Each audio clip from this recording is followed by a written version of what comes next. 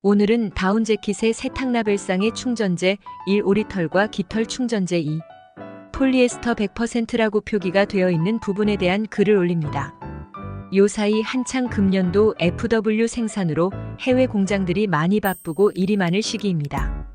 얼마 전 다운재킷에 대한 상담을 하다가 미팅 시 들은 이야기를 포스팅해봅니다.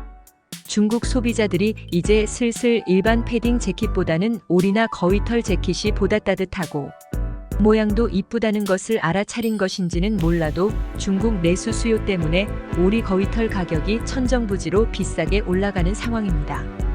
그러다 보니 내수분들이 예년과 마찬가지로 다운 재킷을 만들기 위해 가격을 환산해보니 판매가 대비 원가가 너무 올라 부독이 편법을 동원하게 되었는데, 방법으로는 다름이 아닌 오리지널 오리 거위털과 웰론 약병 아니 약솜 같은 폴리에스터를 적당한 비율로 같이 섞어 옷 안에 충전재라고 넣어 옷을 만들게 되었습니다. 작년 대비 원가를 유지하면서 판매를 하기 위한 방법인데 크게 뭐라고 할 수도 없습니다만, 문제는 웰론과 섞어 만든 옷이든 오리 거위털로만 충전재를 넣어 만든 옷이든 모두 똑같이 다운재킷으로 팔리고 있고, 세탁라벨에도 구분을 하지 않고 표기를 해도 전혀 문제가 없어 소비자들이 정확한 옷에 대한 정보를 알 수도 없고, 폴리에스터와 섞이지 않은 순수한 오리털이나 거위털 재킷을 생각하고 구입하고자 했던 소비자들이 피해를 입을 수밖에 없다는 것이 되겠습니다.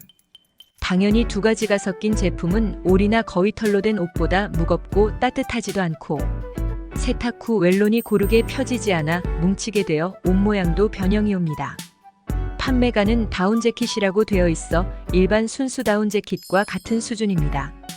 사실 저 역시 예전에 공장에 법인장을 할 때 이렇게 섞어서 해달라는 바이어의 요청대로 진행을 했던 오다들이 몇 번 있기는 했습니다만, 그냥 싸게 대량으로 파는 바이어라고만 생각을 했었는데, 나름 이름이 있는 브랜드에서도 세탁라벨상 구분도 안 되는 이런 방식으로 옷을 만드는 것을 보고 약간 놀라기도 했었습니다. 일부 부위에만 웰론이나 플랫 패딩으로 진행하고 옷 전체에 충전재로 섞이지 않은 오리털 등으로 사용하는 것은 전혀 문제가 없겠지만, 아예 대놓고 섞어서 충전재를 사용하고 표기도 불분명하고 판매가도 일반 순수 다운재킷과 비슷한 수준을 유지한다면 이는 분명 문제가 있지 않나 싶기는 합니다. 모르긴 해도 법률상 문제가 없다고 하는데 모르겠더군요.